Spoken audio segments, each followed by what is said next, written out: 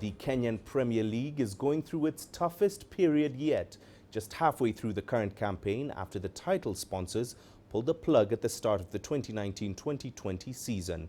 In this report, CGTN's Mohammed Abubakar looks at the rapid decline of a competition once considered among the fastest growing leagues in Africa. The Kenyan Premier League has experienced a torrid time in the 2019-2020 season. Sony Sugar Football Club, the two-time title winners, were relegated from the competition in November for failing to honor 3 matches.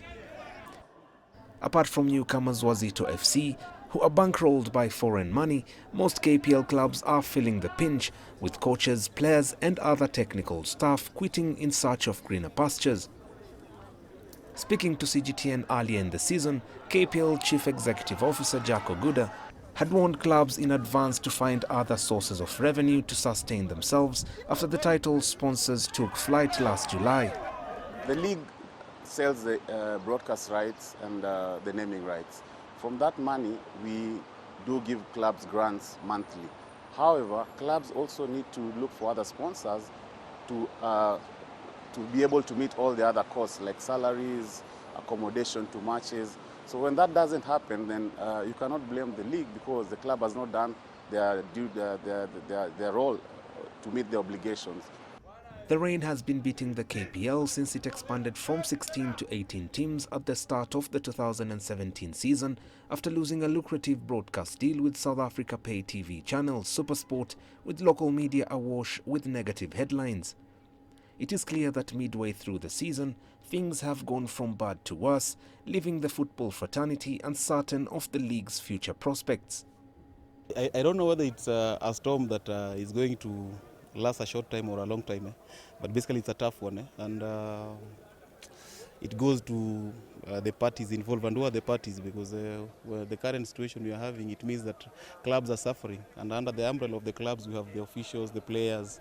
We have also the fans who are suffering because they have nothing to enjoy. Kenya, it's reached a point now here in Kenya where it doesn't matter anymore. Whether a game is on a weekday or on a Saturday, fans just don't show up.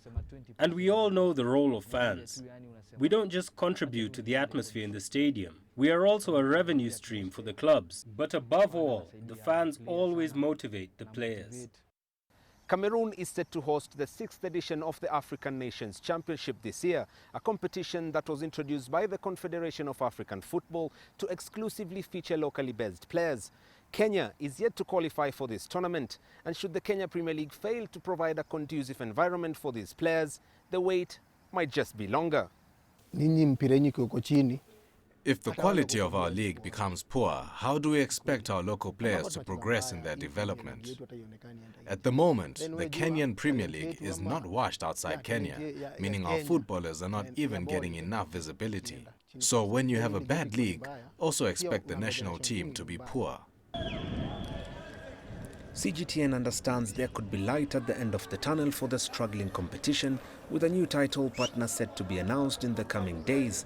However, similar reports in the past have not brought substance. Mohammed Abubakar, CGTN.